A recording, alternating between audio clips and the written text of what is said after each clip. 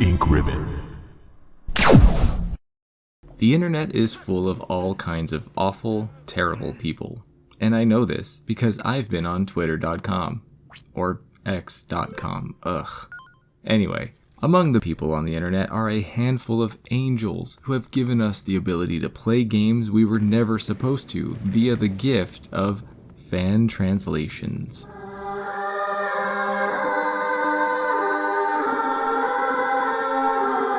If you've never heard of Disaster Report, it's a series of, I'm not sure what to classify them as.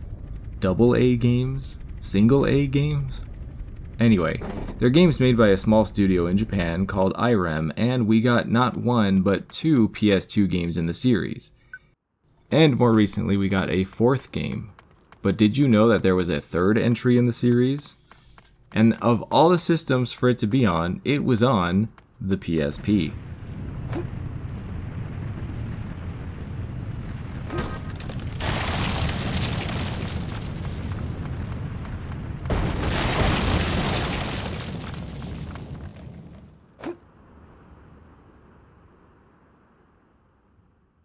It was a Japanese exclusive, and thanks to this team of beautiful people, we are now able to play this game in English.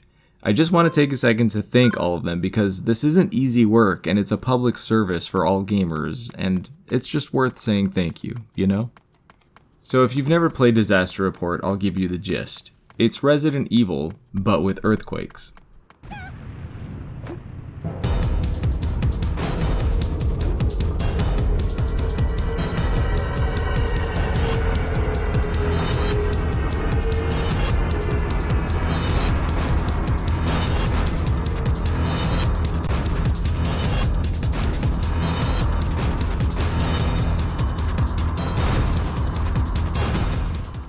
I've only played the first and third game, but basically it's just non-stop natural disasters with you needing to do things like eat and stay hydrated while also navigating through the constant earthquakes, floods, and other disasters.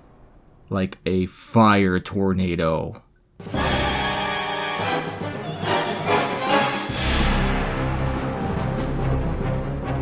Even though these games can be considered low budget on paper, they do a fantastic job of creating a sense of danger and thrill, like this iconic moment from the beginning of the first game.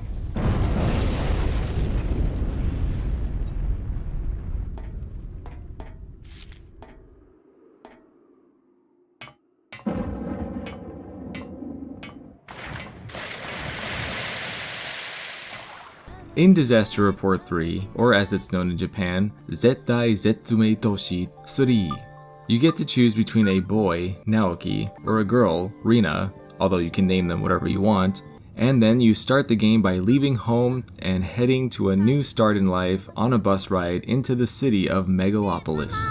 お腹すいたよ。あら、目が覚めたのね。向こうに着いたら美味しいものを食べましょうね。 Before a violent megaquake causes the tunnel to collapse and things get very real very fast.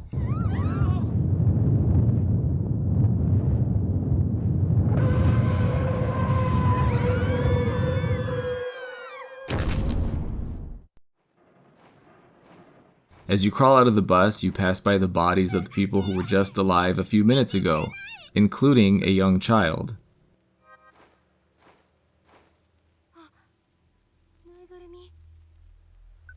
And then you realize that you are the sole survivor of this bus crash.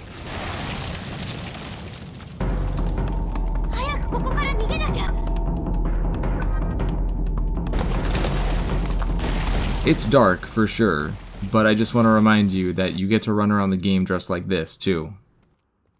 Japanese developers have this great ability to balance humorous gameplay with serious story very well, as demonstrated by games like Dead Rising, and this game does exactly that. I think dealing with the harsh reality of the sadness and horror of surviving through natural disaster benefits from the silliness of dressing your character in wacky or cool outfits, especially for those who may have survived something similar in real life. But seriously, this game has an insane amount of unlockables, which include head accessories like hats and sunglasses, clothing items, shoes, and a shocking amount of compasses that range from normal to bizarre. Before 2020, this game might have been a bit silly story-wise, but now that we all know what a bad world event can do, I think the story holds a bit more weight. You end up meeting a woman named Saki who aspires to be a singer, and she kinda helps move the player and the story along, complete with her performing a song which is also the game's theme.